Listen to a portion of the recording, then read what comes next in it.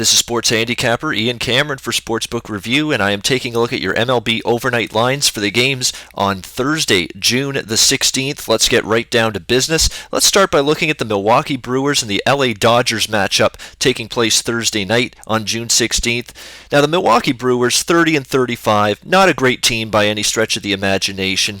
However, there are two pitchers from this beleaguered, and I mean beleaguered, Milwaukee starting rotation that have actually been pretty solid for the most part. Jimmy Nelson is one guy. He's definitely shown some glimpses of potential. And the other guy is the guy on the mound here in this game, Junior Guerra for the Milwaukee Brewers. Junior Guerra, Milwaukee 6-2 in his 8 starts since he joined the rotation, including a perfect 3-0 record in Guerra's road starts. He's been serviceable. He's been solid. He's had a couple issues with control at times in terms of walks, but the bottom line is he's been difficult to hit at times. He's kept his team in games, and he's kept the runs that he's allowed at a minimum.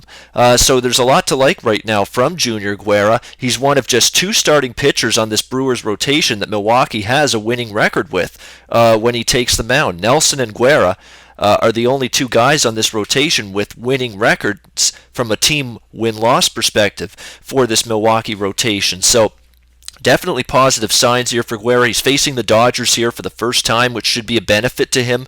And let's keep in mind, the Dodgers lineup, I've not been impressed with it of late. Actually, most of the season, they've been very erratic, but especially as of late, they've scored 3 runs or less in 5 of their last 8 games.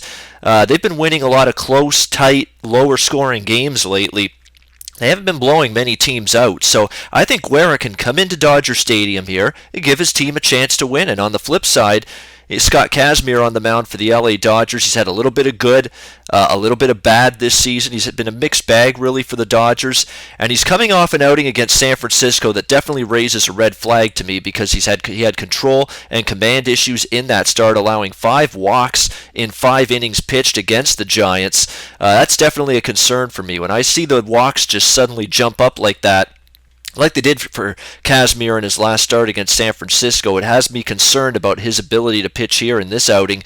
The Dodgers just 6-7 this season, 1 game below 500 when Kazmir's been on the mound. 6-7 are the Dodgers in his 13 starts this year, so they've had a tough time winning with this guy on the mound. Kazmir's not necessarily pitched deep into a lot of games, and the Dodgers bullpen, particularly their middle relief, has been vulnerable at times. Milwaukee's sitting out there right now as a plus 135 underdog in this game, plus 135, plus 140 in that range. I'm going to take my shot with Milwaukee here. I'm going to split it up. I'm going to put a little on the first 5 innings and a little on the full game with the Brewers, because I just think, the bullpen for Milwaukee can be a little bit tricky to trust at times, but I think Milwaukee's got a real shot here. If Guerra can keep it up, again, Milwaukee 6-2 in his 8 starts overall, including 3-0 on the road with Guerra on the mound. I think they got a chance to win this one, so I'll give the Brewers a shot here at an underdog price. We'll see if the Brewers can be live dogs as they take on the Dodgers on Thursday night. Another National League matchup on Thursday on this shorter MLB card, Washington taking on San Diego. This could be a complete and utter mismatch from a starting pitching perspective.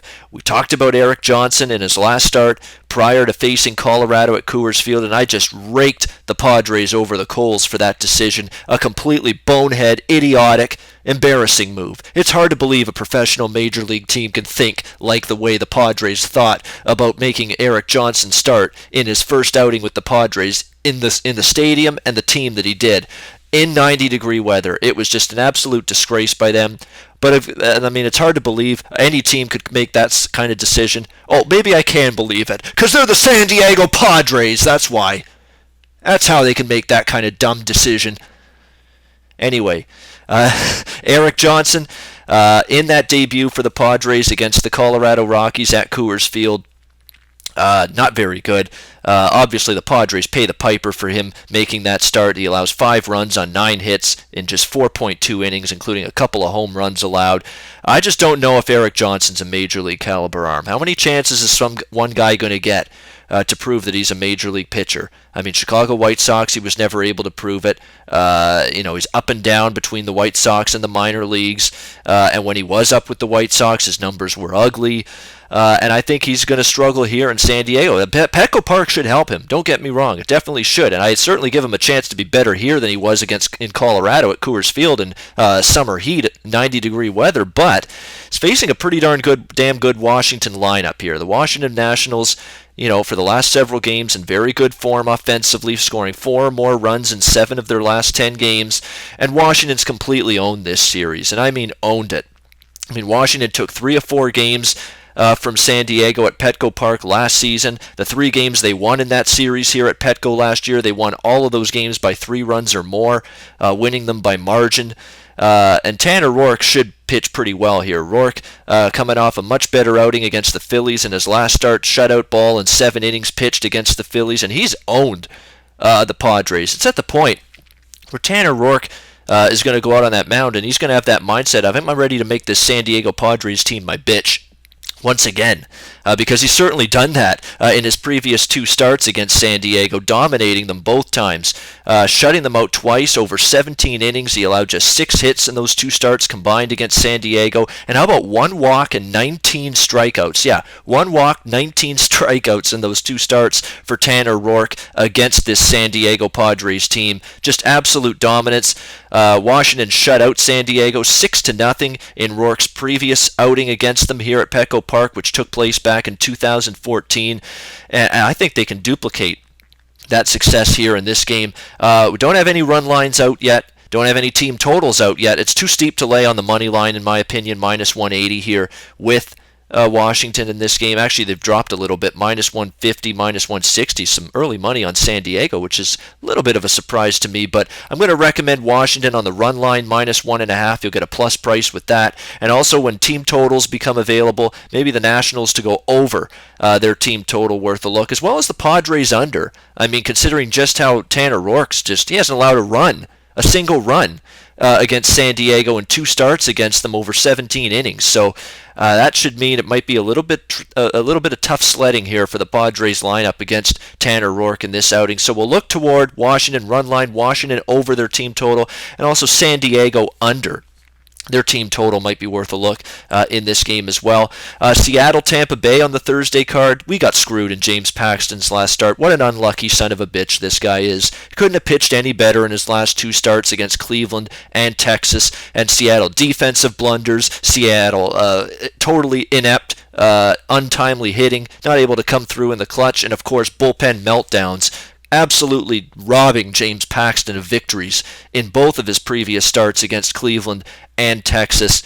We had Seattle in his last start. They have the lead, 1-0, and Steve Cishek comes in, blows the save, and naturally Texas goes on to win in extra innings. It was a devastating, tough pill to swallow for me and anyone else that had Seattle in James Paxton's last start. However, I'm going to look to Seattle one more time here with Paxton on the mound. His numbers have been really, really good. He's been just absolutely electric. He's been a strikeout machine. He's been a swing and miss machine. His swinging strike rate over 15%. That's just absolutely phenomenal. It's absolutely spectacular. Blake Snell is a young pitcher. He's going to be on the mound for Tampa Bay in this game. Made his major league debut against the New York Yankees in his first start with the Rays. Didn't pitch too bad. 1 run on 2 hits in 5 innings. He was on a pitch count, 90 pitches. It might be on a pitch count here. That's the concern, I think, for Tampa Bay.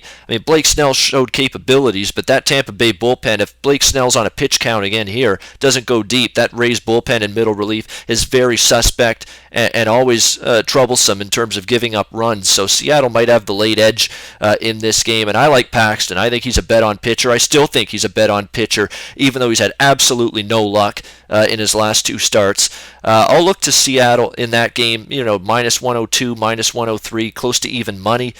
Maybe under the total as well, worth a look in that game. 7.5 is the total. In that game, I think runs will be few and far between. Snell might be able to neutralize Seattle a bit. I think Paxton, in very good form his last 2 starts, can neutralize Tampa. So I'll look to that game going under the total as well, I think, between Seattle and Tampa Bay. And it is worth noting, Paxton in his lone previous start against Tampa Bay, 2 runs allowed in 6 innings, so pretty good numbers from Paxton in his lone previous outing against the Rays. Yankees and Twins, CC Sabathia and Kyle Gibson squaring off there. Lean to the Yankees there, but the price not great. Not sure if I'll get involved. Blue Jays and Phillies, same there. I mean, I like J.A. Happ, but minus 145 on the road. And Aaron Nola's no slouch. I mean, Aaron Nola, one of the promising young arms in this Phillies rotation. Always tricky to know what to expect when he's facing a pretty potent lineup like this, especially an American League lineup like the Jays.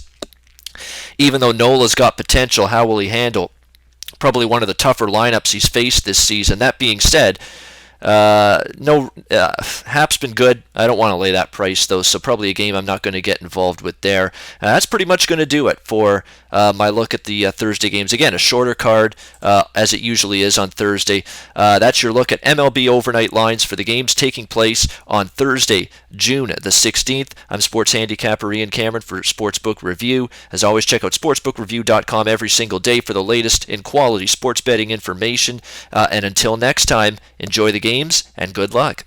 Always on the go? Bet365 has one of the top mobile platforms in today's market. Sign up today and don't let your busy life keep you out of the game.